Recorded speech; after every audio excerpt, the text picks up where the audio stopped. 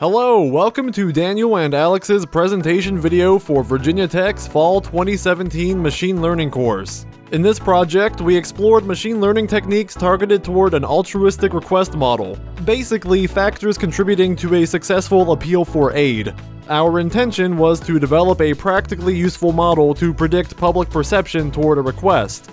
This is a diverse topic that often witnesses mixed results, pulling through or falling flat based on their ability to connect to donors' hearts and wallets through various means. Our investigation centered around a dataset titled Reddit Pizza Requests, provided by the Stanford Network Analysis Project. This package contains the information for about 5,600 posts in the Random Acts of Pizza subreddit spanning from December 2010 to September 2013. Each example is comprised of a post containing a usually humble request for free pizza, with provided background or reasoning. Any user seeing that post may fulfill the request, resulting in a binary outcome of whether the poster received the pizza or not. The case study How to Ask for a Favor from Althoff and colleagues examines this data, extracting social features and modeling a predictor of success via logistic regression. We use their ideas as a foundation, expanding the binary predictor to multiple models for comparison. Ultimately though, we aimed for a related but higher level abstraction of public perception, which may represent a more general solution for altruistic modeling. Additionally, McGuire and Mitchelson conducted a multi-model analysis predicting popularity of online social news reports from Hacker News. Their study presented features relevant to our needs despite being in a different domain of online forum. On our pizza dataset, we implemented models for the binary classification as a baseline, allowing us to extract general traits of successes and failures. Our code encompassed modeling for decision trees, naive Bayes, logistic regression, and perceptron learning.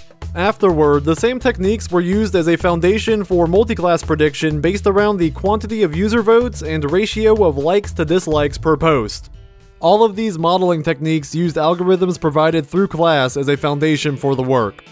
First, we converted our dataset from its base JSON format to a dict where each key is a descriptor of a trait, and the value is the corresponding array holding that trait for all examples, maintaining order. For the decision tree and naive Bayes methods, we established over 100 Boolean arrays. These cover the existence of particular keywords in the body or title of the post, various time features such as relative time of day, day of week, month, and proximity to holidays, relative length of the message, title, and body, and features of the requester's account such as age and status. For multi-class reception prediction, features including the number of upvotes, downvotes, and comments had to be strictly omitted to prevent a strong dependence between feature and label.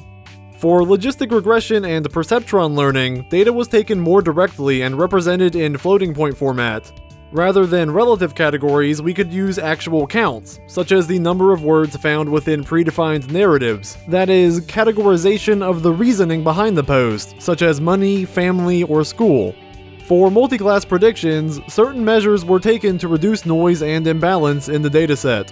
First, we determined that it might be necessary to prune entries from the set based on a vote threshold. If a post only has a handful of votes or less, the positivity ratio may not be totally reflective of public perception, because intuitively, receiving 100% upvotes means something different when the total is 1 versus 20.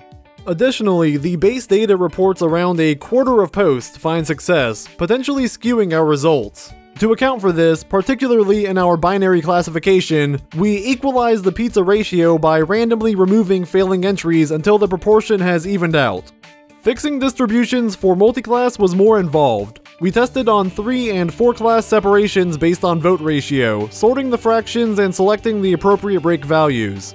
Because these vote proportions are often repeated by many entries, we test 4 permutations of how to divide the classes at these breakpoints, keeping the distribution with the lowest standard deviation.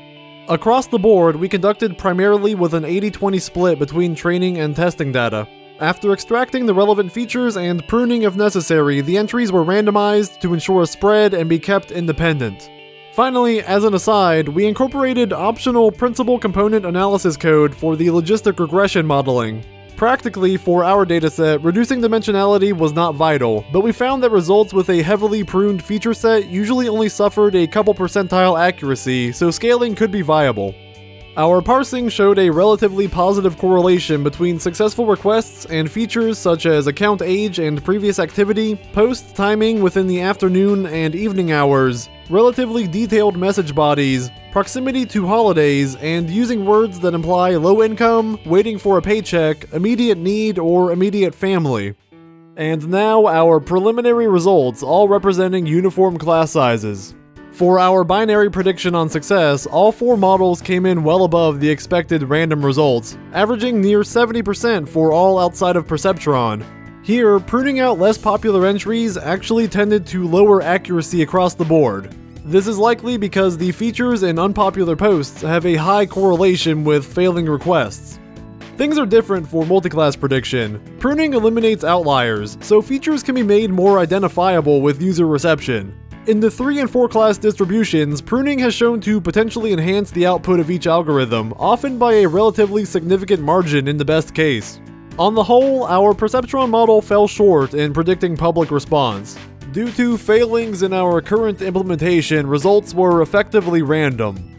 However, the other 3 models did show signs of life. While results are by no means incredible, there is a clear enough relation between features and reception to help them outperform random classification. Logistic regression appears to have a slight edge in general, but the relative performance of the other models may indicate that this complex problem may not need a complex solution. That said, this is a complicated issue that deserves a much more detailed analysis and more training data.